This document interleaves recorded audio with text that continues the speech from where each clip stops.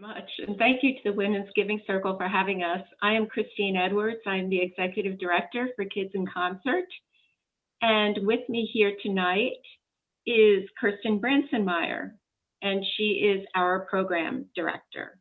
Hello, thank you so much for inviting us. Yeah, we want to thank the Women's Giving Circle so much for your generous support of our programming in 2020. Tonight, what we're going to do is we're going to share with you a little bit about our program, who we are, what we do, why it's important, and very critically, how your funding really was pivotal to making 2020 a success for our program. Founded in 2010, Kids in Concert, or KIC, is the only free after-school music program in Kitsap County.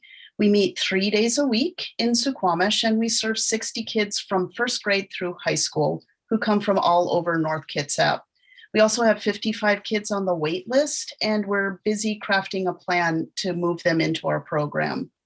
We have a mentorship program for our middle and high school students who, as they mature, take on more responsibility, such as tutoring, maintaining the music library, and often teaching the younger kids, while still receiving lessons, playing in ensembles, and acting as role models. Because many of our kids have high adverse childhood experiences, we train all of our teachers and mentors in the trauma-informed care model so that we can work together to build resilience in our students. In addition to all the music, we also provide summer camps, tutoring, college tours, and help with college admissions process. And we're a field site for the University of Washington Tacoma Social Work Department. We had 2 practicum students in 2020, 2021, and we'll have a new student in the fall.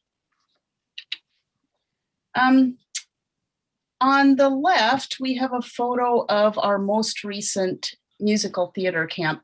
We have musical theater camps every summer, except last summer. This camp was called Almost Super. The plays are written, designed, directed, and choreographed by our middle school and high school students. On the right, on the top is a little post-concert jubilation, and on the bottom is a scene from our spring break bucket band camp. So in terms of our grant request, so much of our program hinges on the quality of our instructors, who are excellent musicians. They're highly skilled, but they also need to really be able to deal with and work with our diverse needs group of children. So specifically, the request was about helping us to pay those salaries, make them competitive in the market, and help us to attract and retain competent and capable teachers. And here's a brilliant example of one of our competent and capable teachers. Her name is Laura Millicent. She's at the piano. She is our artistic director. And if you look closely in this large ensemble group, we've got representation of all the stringed instruments. And we have, if you take a good look, you'll see larger, older kids working alongside children who probably have only been playing for a year or two. And they are all working together toward the goal of playing this music. So in 2020, we definitely could not have anticipated how our program was going to change from our normal operational state.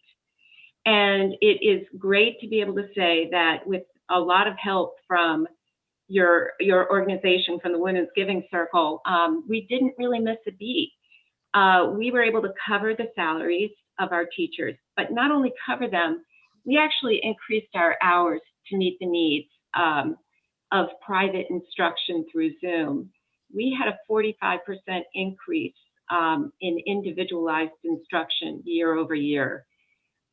We did not lay off any of our teachers. We managed also, and importantly, to maintain full program enrollment. And it was through engaging our students, obviously through the Zooms, but in a number of ways outside of lessons to really make sure that kids who were already experiencing a lot of stress simply from the nature of the pandemic, from remote learning, asynchronous learning at home with their parents, and in a lot of cases with family members who were under a great deal of stress themselves from either underemployment or unemployment in many cases. They were able to find a steady rock at Kids in Concert. And Kirsten is going to share with you how we managed to make that happen. Our teachers really stepped up and leaned in when it came to keeping the kids engaged through the pandemic. We all had to work through the usual technology glitches and come up with inventive ways to teach online. Sometimes the lesson time was spent working on a piece, and other times it was spent playing Dungeons and Dragons or maybe looking at a rock collection. We had online game nights, movie trivia nights, and open mic nights. When the weather permitted, we started having outdoor pods working in small groups.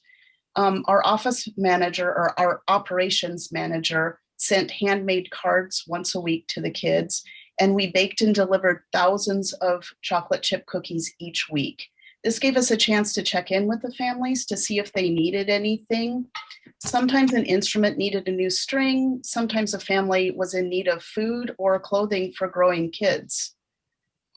Next up is a video of our first group gathering in 2021. We planned to have an outdoor spring break camp, but we needed an activity where we could spread out, work in small groups, and not worry about it being too cold or rainy for instruments. So we invented the Bucket Band Camp.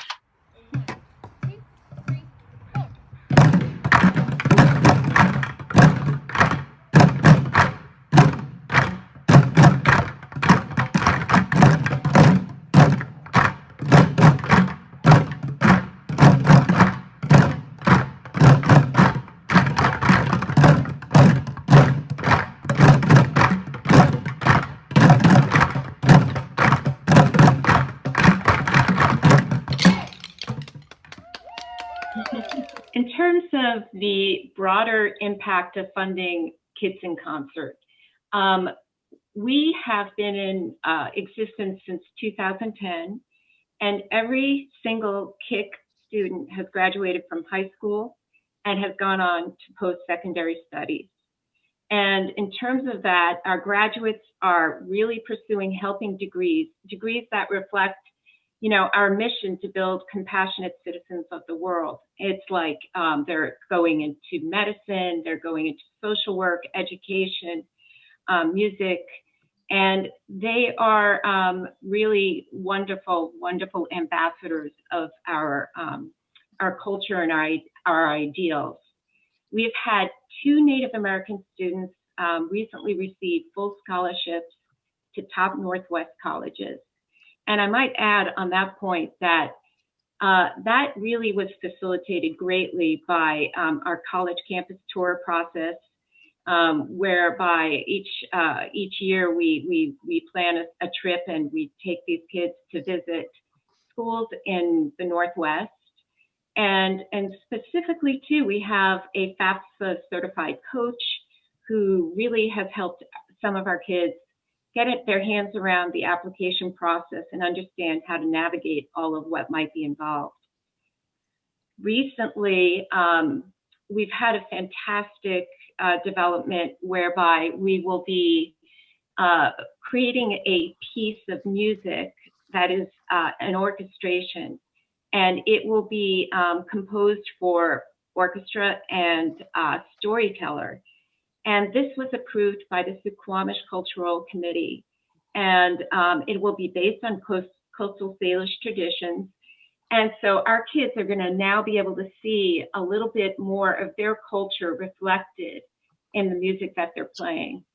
And for us, I think that's just an enormous endorsement and a reflection of trust and an acknowledgement, quite frankly, of the type of work that Kids in Concert is doing. And last year, in the midst of it all, we received the Best of Educational Services Award from Bainbridge Island. I'd also like to add that the piece is being written by one of our KIC grads who is a Suquamish enrolled tribal member. Next up, who better to talk about the broader impacts than one of our recent grads? like going off of that, I don't think I would be going into the field I'm going into now if it wasn't for Kick. Like, I want to work with kids and I want to be in the medical field and I want to do all these things. I want to be a leader. And I don't think those things would have come from, if I hadn't had Kick, I don't think I would be there. I wouldn't think that I was capable of being a leader in that way that I know that I am now. So, and I think, I didn't have the easiest high school, and I wasn't an angel child through high school, but Kick was really like a constant for me through all of that. And it was, they don't even know how helpful they were to me. And, going in every day and seeing Kirsten and Laura's like smiling faces at me and seeing all the kids, it was always such a relief to go there and know, these kids love me and they're always going to. We are so grateful to have received a grant from the Kitsap Women's Giving Circle. We recognize the huge amount of time and effort that go into evaluating each of the applications, and we are truly honored to have been one of the 2020 recipients. Thank you so much. Yes, and I just want to add that we really look forward to sharing our future successes and endeavors, and wonderfully appreciative of the process that you go through and your endorsement of our program. Thank you.